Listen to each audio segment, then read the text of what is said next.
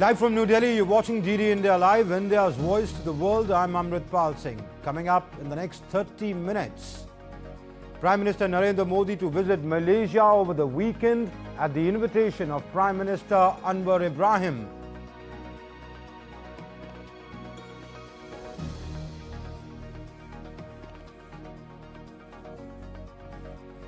Commerce Minister Piyush Goyal says India-US deal to promote Make in India initiative and provide opportunities for MSMEs. Also highlights energy security as priority of the government. Second round of tripartite talks between Russia, Ukraine and the United States begin in Abu Dhabi.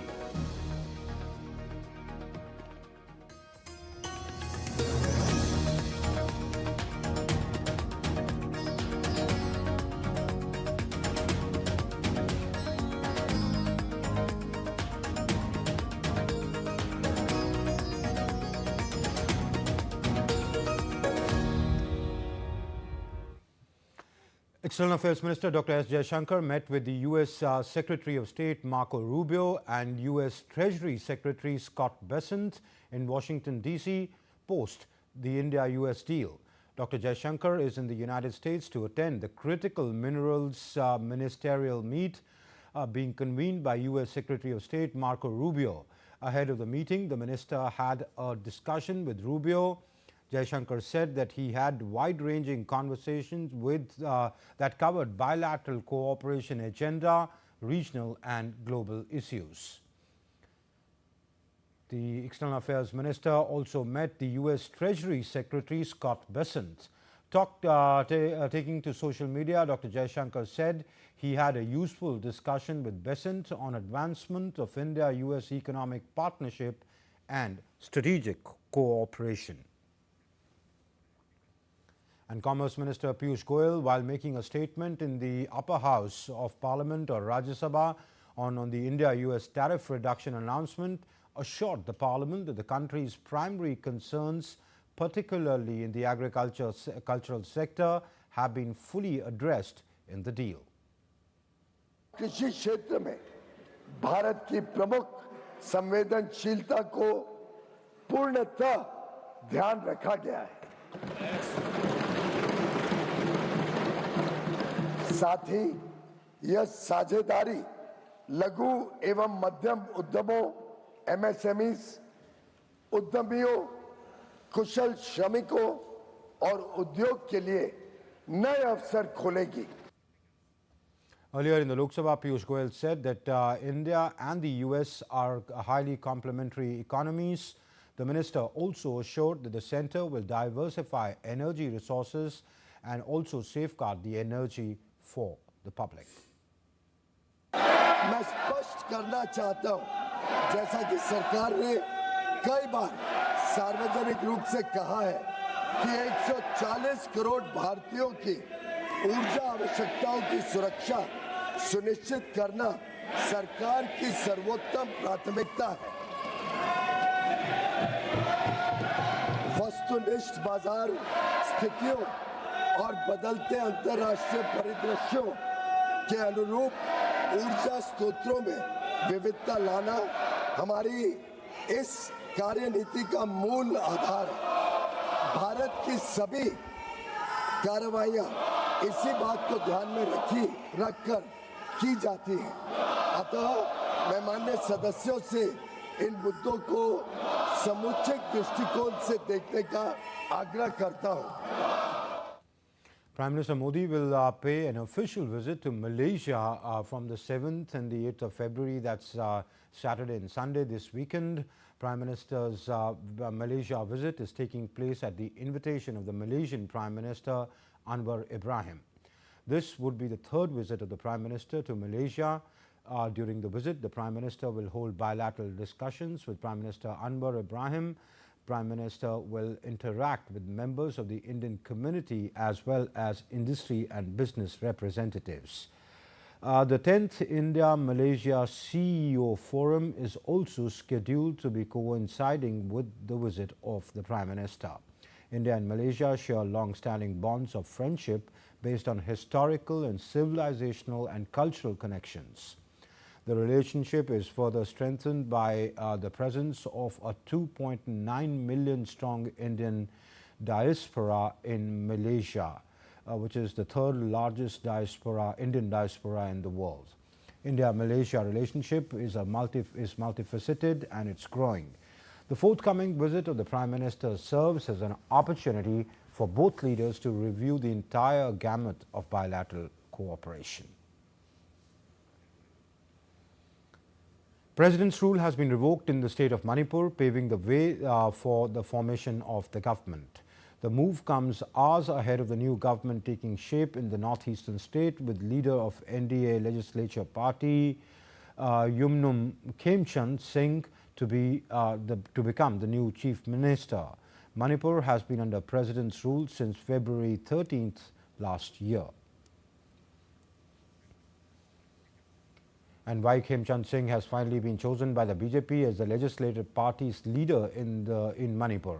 He will become the next chief minister of the state. In a social media post on X, Khemchand Singh said that he is committed to fostering empathy, compassion and harmony among all communities in the state. Khemchand expressed his sincere gratitude to Prime Minister Narendra Modi, Home Minister Amit Shah, BJP President Nitin Nabin and all the party MLAs for reposing their trust in him by electing him as a leader of the BJP legislature party. Earlier, the BJP legislature party elected 62-year-old Singh as its leader at a meeting held at the party headquarters in New Delhi. It was attended by 35 of the 37 BJP MLAs. Besides, the party's central observer, Tarun Chugh, who's in charge of the Northeast in charge, Sambit Patra, and the BJP state president A. Sharda Devi, among others. Ukraine's lead negotiator announced on Wednesday that a second round of peace negotiations between Russia and Ukraine, mediated by the United States, have begun in the United Arab Emirates.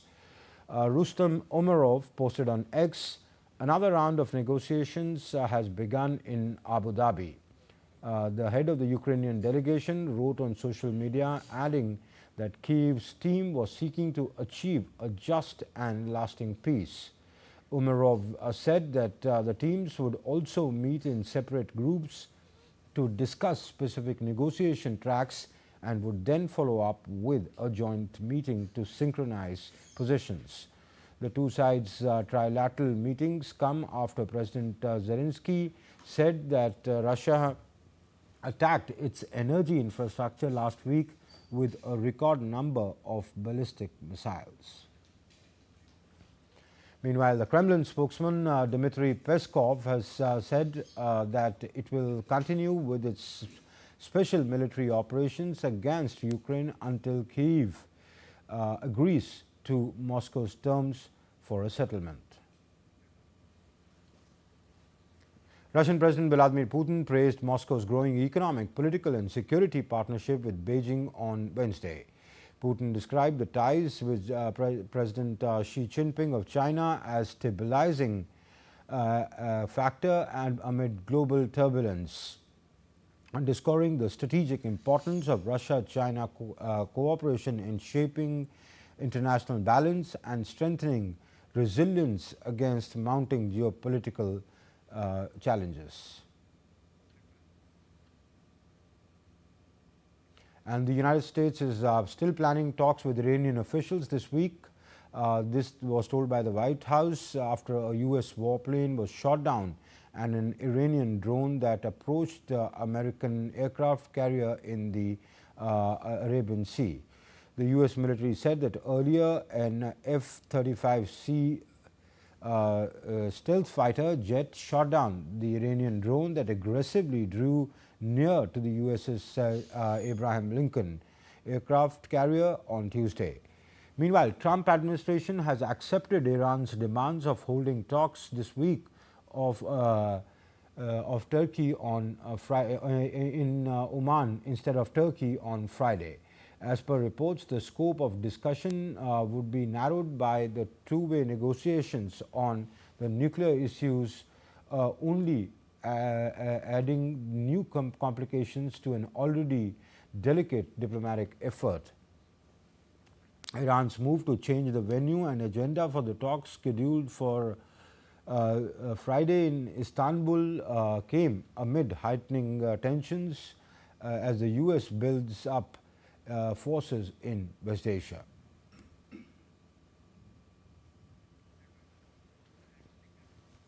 Tears of joy and relief marked the limited reopening of Gaza's Rafah border, Rafah crossing with Egypt, as a handful of Palestinians were finally able to return home after months of separations. Crowds gathered late on Monday at the Nasser Hospital in Khan Yunis to welcome returnees. Women were weeping and children were lifted to bus windows to greet the loved ones. But for some of those re-entering Gaza, the return home was bittersweet. Only a fraction of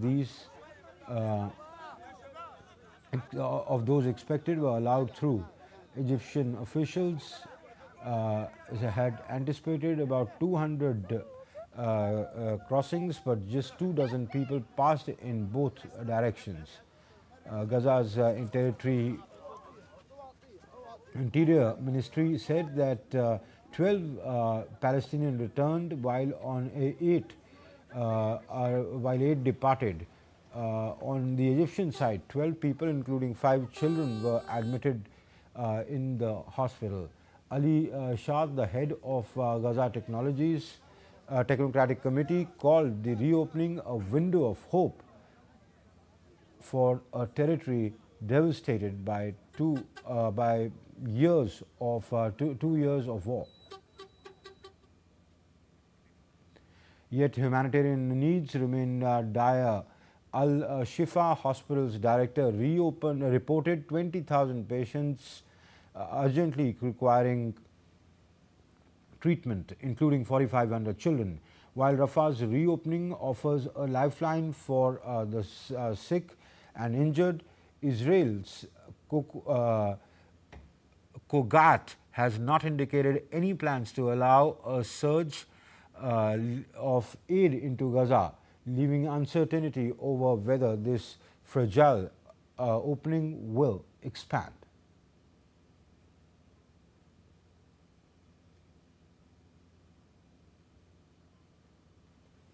US President Donald Trump on Tuesday signed a spending bill into law that ended a brief partial government shutdown and gives the Congress more time to debate the possible limits on this immigration crackdown.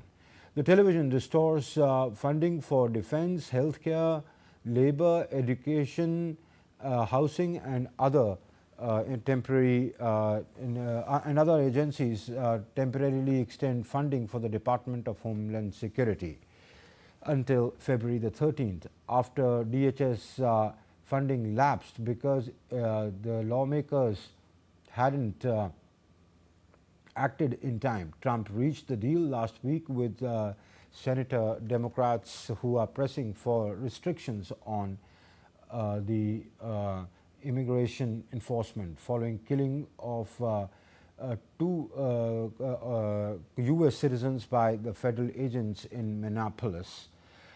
In response, the administration has begun deploying body cameras on immigration agents in Minnesota, one of the Democrats' demands, while the other proposals face the GOP resistance.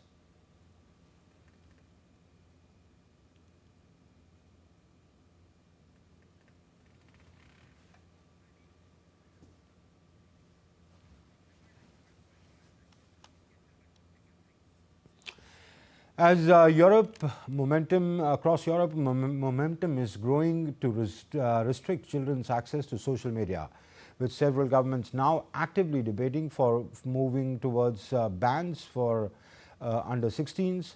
Following Australia's decision, several countries are stepping up discussions or advancing negotiations that would significantly limit how young people use the platforms like TikTok, Instagram and Snapchat. For more on this, let's talk to Thomas Sparrow, our correspondent and also DW's correspondent in Berlin. Thomas, welcome to the show. Thomas, which European countries are currently taking the strongest steps towards banning the social media under the age of 16?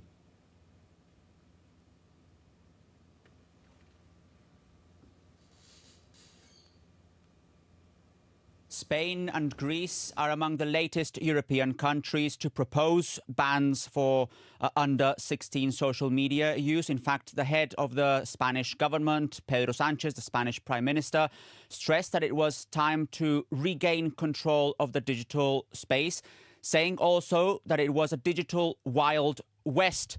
And the Spanish government is also planning to go even a step further by making it possible to hold social media executives personally, legally accountable for illegal content that is spread on their platforms. A proposal that was strongly rebuked by the head of X, by the owner of X, Elon Musk, on his platform. That is one of the proposals that is being discussed here in Europe, in Spain, in Greece. Other countries that are much further in the discussion are specifically France and Denmark. But there's also a discussion at a wider European level as to what needs to be done to better protect teenagers when it comes to their online social media use. Okay. And also, what is the situation in Germany specifically? How far along is the national debate?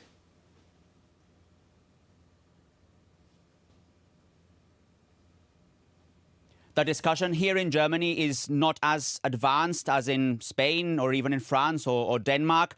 There is an expert commission in place that is expected to present its findings sometime this year, maybe even in the autumn of this year. But that doesn't go as far as what's happening in other parts of Europe. However, there is a big debate, a social debate in the country as to what should be the next steps also here in Germany. Those who favor a social media ban stress that excessive social media use is linked to high rates of anxiety, depression, cyberbullying, and that therefore something needs to be done at the government level to better protect children and teenagers. Those who are against it, who view such a ban critically, stress, on the one hand, that it could push teenagers underground, that it could restrict them from serious news and information that they need, and that maybe it's very difficult to enforce at a European Union level. And they have also stressed, the critics, that it is not for the government to make those decisions, but it's also for the parents specifically to make those decisions. So you see, there's a big debate here in the country, but from the government perspective, the move now is specifically on that government commission, expert commission, that is going to present its findings in the next few months. Okay. And Thomas, how does this fit into the wider EU level efforts to regulate minors' access to social media?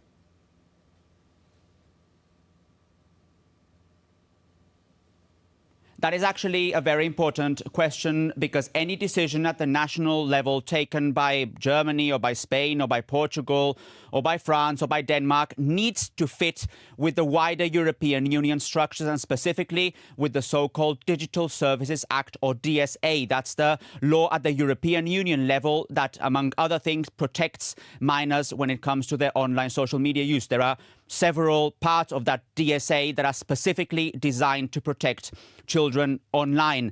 And as such, this is part of the discussion in Europe, how to make sure that national discussions and national decisions fit with a major European law like the DSA. Now, the European Parliament did pass a call last year calling for European countries specifically to ban social media use for under 16, but that is a non-binding resolution. It does, however, increase pressure on European governments to do much more. So what we're seeing here in Europe specifically this year is that the debate will very likely grow, and we will see individual countries actually taking concrete steps to ban social media use for under 16s.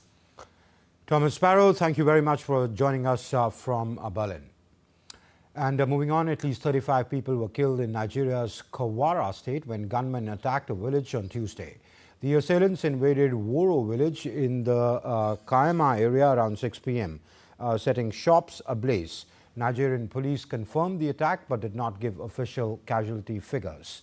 The Kwara state government blamed violence on terrorist cells, with Governor Abdul Razzaq condemning the assault as cowardly expression of frustration by the militants. We'll slip into a very short break. Back in a moment. Don't go away.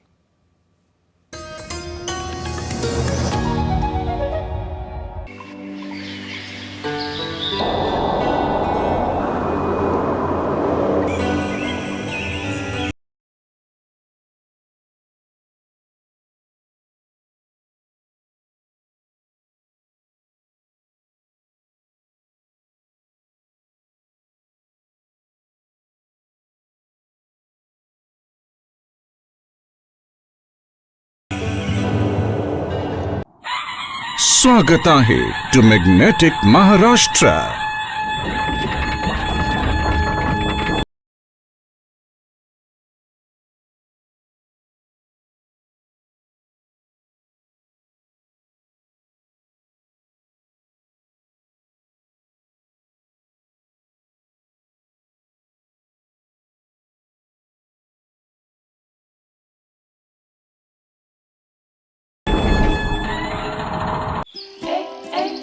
One of India's newest states, one of India's oldest lands.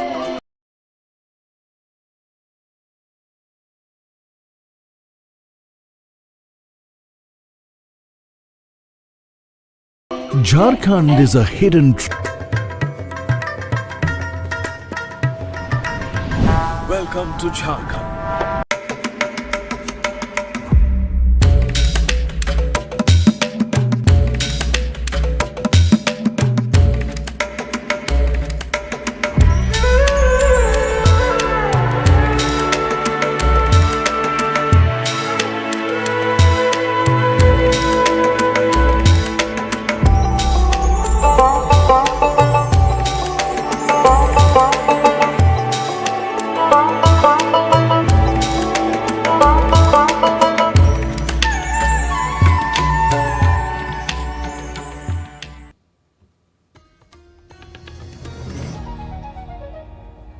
You're watching DD India Live. I'm Amritpal Singh. The sacred Devni Mori relics of Lord Buddha were enshrined at the Ganga Ramaya temple in the presence of Sri Lankan President Anura Kumara Dissanayake. The sacred relics arrived in Colombo today aboard a special C-130J aircraft of the Indian Air Force, marking their first ever international exposition. The arrival coincided with Sri Lanka's National Day, giving the occasion special spiritual and cultural significance.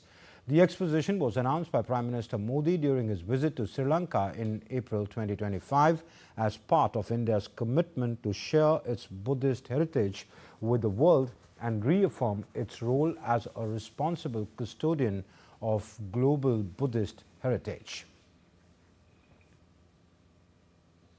Chief Economic Advisor V. Ananta Nageswaran said that Budget 2026 places a strong emphasis on urbanization, with creation of city economic regions aimed at accelerating growth in Tier 2 and Tier 3 cities.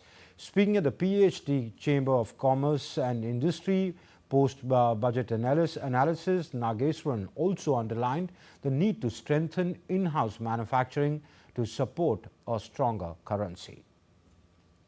Manufacturing has taken on a different dimension in the new world of geopolitical fragmentation. And that is why the economic survey cover itself shows a ship laden with containers of manufactured goods. So manufacturing matters, exports matter for currency stability and strength, and also for strategic leverage. And the budget does a very good job of taking forward the agenda of placing India as a preeminent manufacturing power in the years to come. Addressing the media, Revenue Secretary Arvind Srivastava said that Union budget focuses on targeted changes that will benefit individual and salary taxpayers that includes extension of return filings for 3 months.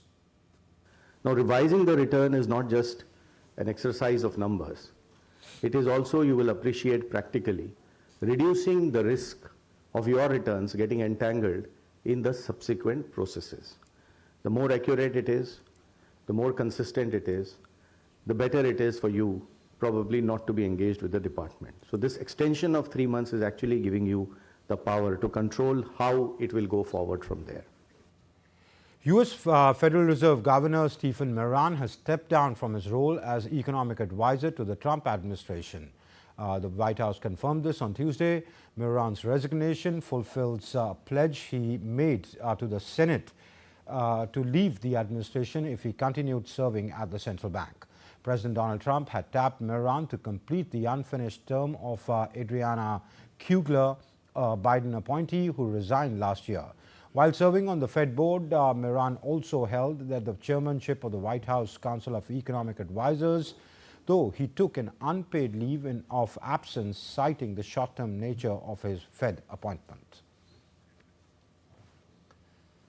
Global technology stocks, along with the Indian IT peers, witnessed a sharp sell-off after Anthropic unveiled a new legal AI tool, reigniting fears of intensifying competition in the software services sector. The AI developer, best known for its Claude chatbot, announced the release of 11 open source plugins for Claude Cowork tool on the 30th of January. The launch triggered what analysts are calling a SaaS apocalypse, a brutal market rout that erased nearly $285 billion in value from software, legal tech and financial services stocks in a single trading session. Meanwhile, Indian IT companies saw sharp declines. Wipro dropped 3.7%, while Infosys, LTIMindtree and Persistent were down over 6% each. Coforge and TCS also slipped by about 5%. Claude Cowork is an AI assistant designed for office professionals. It can read files, organize folders, draft documents, and handle multi-step tasks with user approval. Analysts say the tool could disrupt traditional IT and software services, adding pressure on companies already facing slow growth. Dubai is set to become the second city after Las Vegas to roll out an underground transport system developed by the Boring Company. The Dubai Loop, announced at the World Government Summit, will initially link DIFC and Dubai Mall, cutting travel time through high-speed one-directional tunnels. The 24-kilometer network will include 19 stations and carry up to 30,000 passengers daily once fully operational. Powered by electric vehicles, the system aims to ease congestion with direct non-stop travel at speeds of up to 160 kilometers an hour.